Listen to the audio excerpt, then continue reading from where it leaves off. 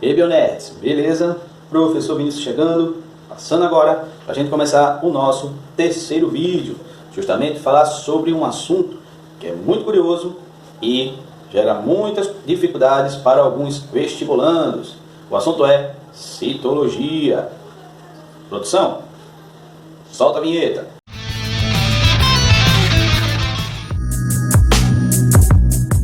Vamos lá, galera. Mas antes da gente começar o nosso vídeo, gente, se inscreve no canal, dá aquela força, clica no sininho para receber mais notificações para mais novos vídeos.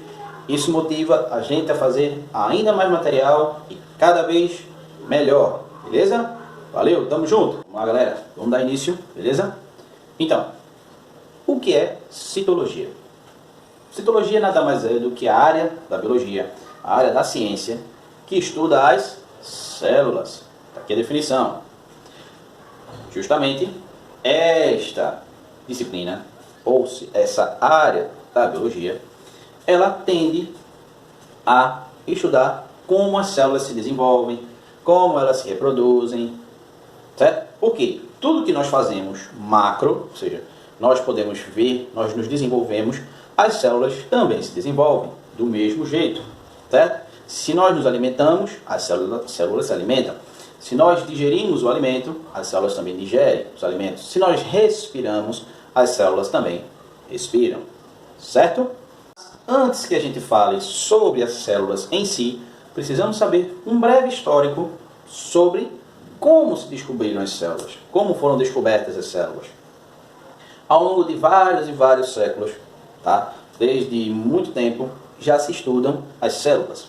E, por esta razão, muitos cientistas de nome no passado tiveram grande destaque. Mas, dentro da citologia, dois cientistas tiveram uma grande participação de forma efetiva dentro da citologia. O primeiro tem um nome bem esquisito, tá? Vou botar aqui o nome para vocês. Anton van Leeuwenhoek. Ele tem um nome estranho, tá? Mas ele teve uma relevância muito grande dentro da ciência, certo? Ele foi o grande descobridor da célula. Perdão, falha nossa, erros de gravação. Após o erro, vamos dar continuidade. Então, galera, Leeuwenhoek, ele teve uma participação efetiva porque ele foi o grande inventor do microscópio, material este determinante para que a citologia avançasse para o que temos hoje e para sabermos muito mais estudos dentro da biologia. Beleza?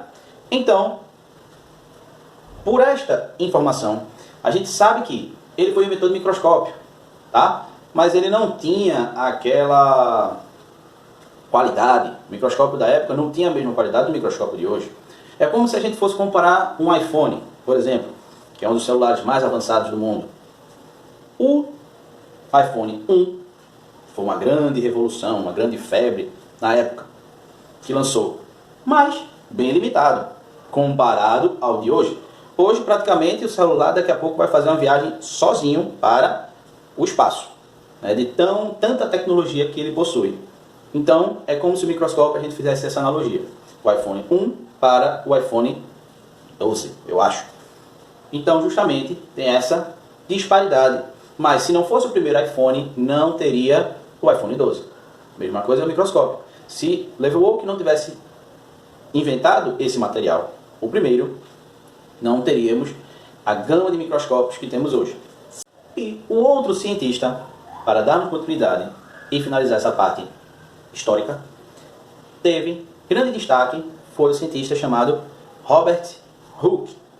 Ele, já com um microscópio um pouco mais elaborado, um pouco mais avançado, conseguiu estudar um material que lembra muito uma madeira morta, tá certo?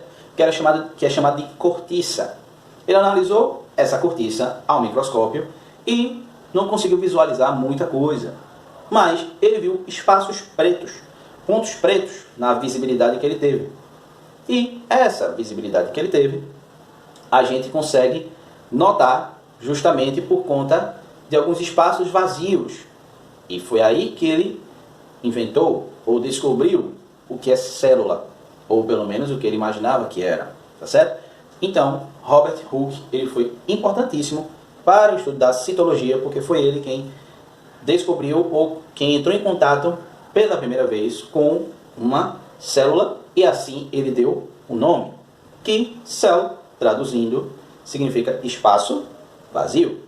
Beleza? Um outro ponto muito importante para a gente observar é chamado de teoria celular. Sim, muito importante a gente falar sobre ela, tá certo? Por quê?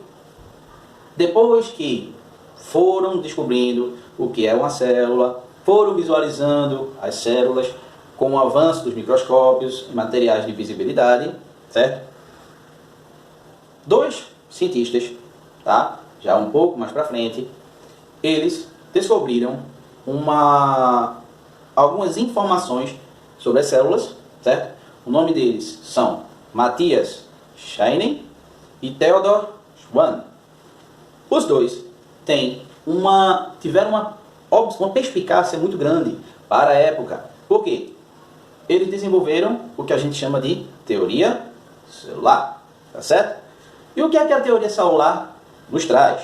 Ela diz o seguinte, primeiro ponto: todo ser vivo possui uma célula. Sim, para ser um ser vivo, ele precisa ter uma célula. Justamente. Primeiro ponto dessa teoria.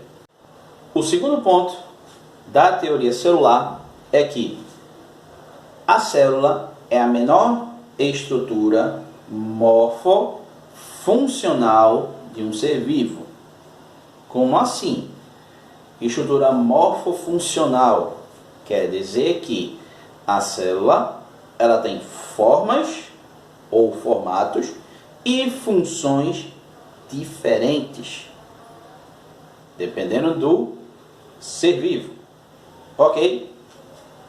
E a última parte da teoria, para falar da citologia em si, é que todo ser vivo, toda célula, ela só nasce, ou surge, através de outra pré-existente. Beleza? Fica aí o registro.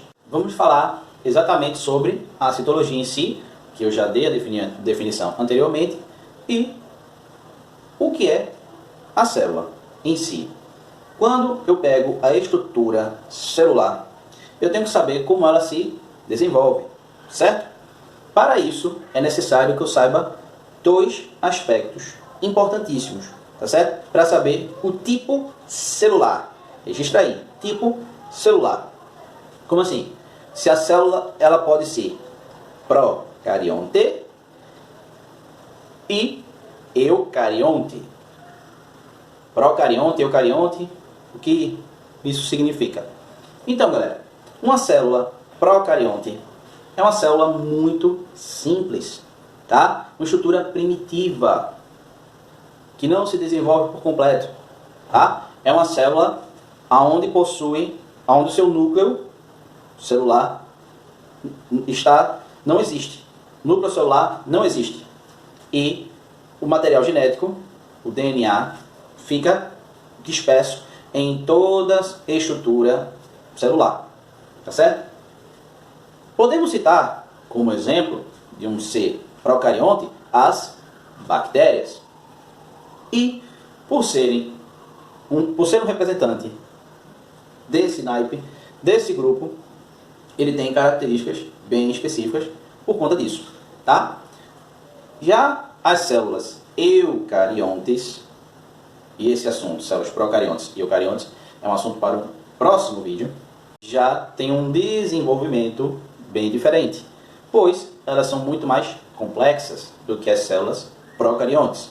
Razão esta que faz com que ela tenha um núcleo, que é a estrutura que protege o material genético, envolvida por uma membrana chamada de carioteca, tá? Por isso que o nome eucarionte é por conta dessa presença da carioteca, ok? E por isso a célula eucarionte ela tem esses representantes como principais grupos dos eucariontes. São animais, plantas, fungos. E para a gente finalizar o nosso vídeo, falar sobre um último tópico que fala sobre os seres unicelulares e pluricelulares. O que é que eu posso comparar, gente, com a presença ou a diferença entre os dois, entre seres unicelulares e pluricelulares. Seres unicelulares são seres que, como a própria brincadeira diz, ter apenas uma célula, certo? Seres simples, normalmente de estrutura primitiva. Então, quem vocês acham que vem na cabeça? Quem? Bactéria. Pois é, vem as bactérias, tá certo? São os seres mais primitivos, certo? E por isso só tem apenas uma célula. Mas não são só as bactérias.